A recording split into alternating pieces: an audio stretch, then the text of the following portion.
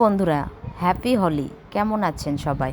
আজকে গোপালের ভোগ রান্না করা হয়েছে। 5 রকমের ভাজা, লুচি, ফুলকপির বড়া, ফুলকপির বড়া, খিচুড়ি, লাবড়া, অনেক ধরনের অনেক কিছু রান্না করা হয়েছে। এখন আমি গোপালের প্রসাদ বাড়বো। দেখেন, খিচুড়ি থালে বেড়ে নিলাম। এই দেখেন, লাবড়া দিয়ে দিলাম থালের মধ্যে। বেগুন ভাজা দিয়ে দিচ্ছি থালের মধ্যে, 2টা করে বেগুন ভাজা, পটল ভাজা, উস্তা ভাজা দিয়ে দিলাম।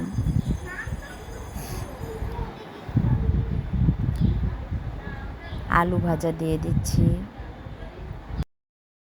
ঠাকুরের সাথে আর একটা থালিও সাজালাম বাবা লোকনাথের জন্য।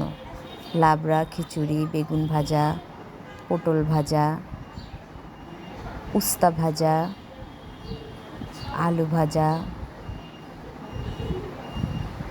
এটাও আর একটা থাল সাজানো হলো।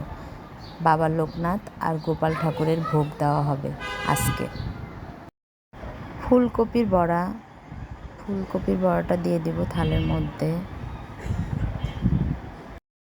আমাদের ভোগ সাজানোর প্রায় শেষের মধ্যেই, আর একটু সময় লাগবে। লেবু দিয়ে দিলাম পাশে। এই দেখেন, ভোগটা প্রায় সাজানোই হয়ে গেছে। সুন্দর লাগছে না ভোগটা? পায়েস, লুচি এগুলোও ঠাকুরকে নিবেদন করবে, এজন্য রাখলাম সাজিয়ে। সাজানো হয়ে গেছে। এই দেখেন, এখন নিবেদন করা হবে ঠাকুরের নামে, গোপাল ঠাকুর, বাবা লোকনাথের নামে। আমাদের ঠাকুরটা জায়গার অভাবে উঁচুতে রাখছি, এই জন্য ভোগটা নিচে সাজিয়ে দিলাম। সব কিছু দেওয়া হয়ে গেছে। এই দেখেন, পান, জল, শঙ্খ, ঘণ্টা। এখন নিবেদন করবে মামুনি। দেওয়া শুরু হয়ে গেছে। আমরা সবাই বসে আছি, মামুনি ভোগ দিচ্ছে। ভোগের ছবিটা তুলছে আমার ছেলে।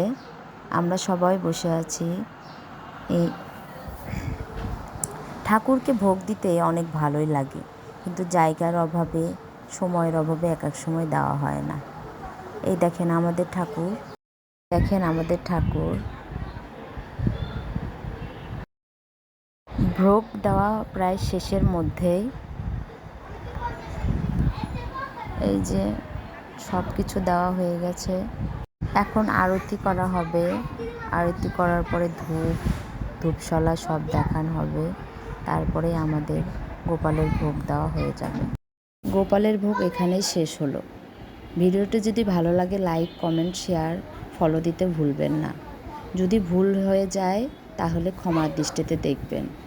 আমি নতুন পেজ খুলেছি। ধন্যবাদ সবাইকে।